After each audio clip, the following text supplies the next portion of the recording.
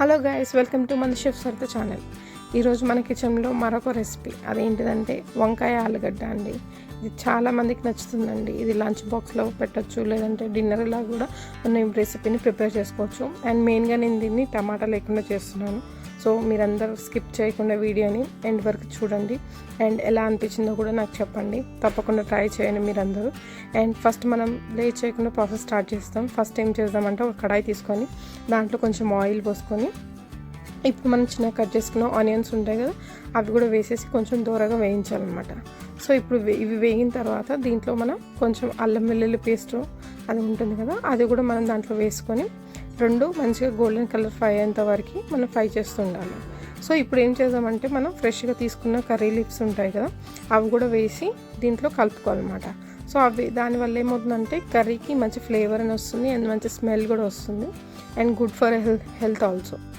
Next మనం చిన్నగా cut చేసుకున్న ఆలుగడ్డ ముక్కలు కూడా వేసుకొని వాటిని కూడా మంచిగా ఫ్రై చేసుకోవాలి. సో వీటిని కొంచెం సేపు ఉడకనివ్వాలి. ఒక 5 minutes ఉడికిన తర్వాత ఇప్పుడు దీంట్లోనే మనం కట్ చేసుకున్న తెల్ల వంకాయలు ఉంటాయి కదా, ఆ తెల్ల వంకాయలు కూడా దాంట్లో వేసుకొని మంచిగా ఫ్రై చేసుకోవాలన్నమాట.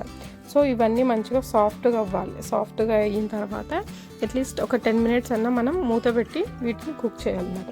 కొంచెం సాఫ్ట్ అయిన తర్వాత ఇప్పుడు ఏం చేద్దామంటే మనం దీంట్లో మసాలాలు, ఉప్పు, కారాలు అన్నీ ఉంటాయి కదా, అవన్నీ వేసుకున్నాం. సో ఏమేమి వేద్దామంటే ఉప్పు, కారం, పసుపు, ధనియాల పొడి, జీలకర్ర పొడి, గరం మసాలా ఇవన్నీ వేసుకొని మనం మంచిగా వాటిని కలుపుకోవాలన్నమాట. సో ఇప్పుడే వేసి కలుపుకోవడం ఏమవుతుందంటే ముక్కలన్నిటికీ ఉప్పు కారాలు పట్టి మనకి తినేటప్పుడు టేస్ట్ అనేది చాలా బాగుంటుంది.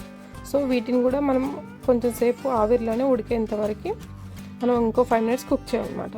సో ఇప్పుడు ఇలా కుక్ అయిన తర్వాత ఇప్పుడు ఏం చేద్దామంటే, మీరు ఫ్రై చేసుకోవాలంటే మీరు ఇంకో కొంచెం సేపు ఉడికిస్తే సరిపోతుంది. లేదు నేను గ్రేవీలాగా చేసుకుంటా అంటే దీంట్లో కొంచెం వాటర్ యాడ్ చేసుకోవాలి. ఎంతైతే మనకి గ్రేవీ కోసం అవసరం ఉంటుందో అంత వాటర్ యాడ్ చేసుకొని మనం గ్రేవీలాగా చేసుకుంటే దీన్ని మనం మీడియం ఫ్లేమ్లోనే పెట్టేసి మనం కుక్ చేస్తూ ఉండాలి.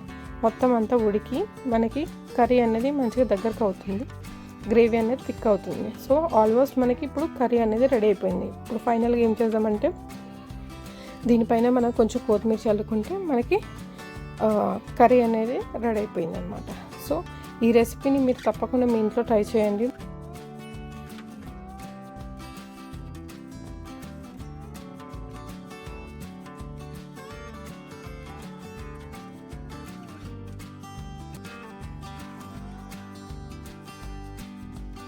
రెసిపీని మనం లంచ్గా లేదంటే డిన్నర్లాగా కూడా మనం ప్రిపేర్ చేసుకోవచ్చు.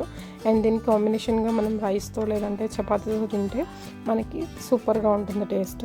సో ఇప్పుడు మనకి రెసిపీ మొత్తం రెడీ అయిపోయింది. సో ఈ రెసిపీ కనుక మీకు నచ్చినట్లయితే ప్లీజ్ లైక్ చేయండి, షేర్ చేయండి, నా ఛానల్ని సబ్స్క్రైబ్ చేయండి.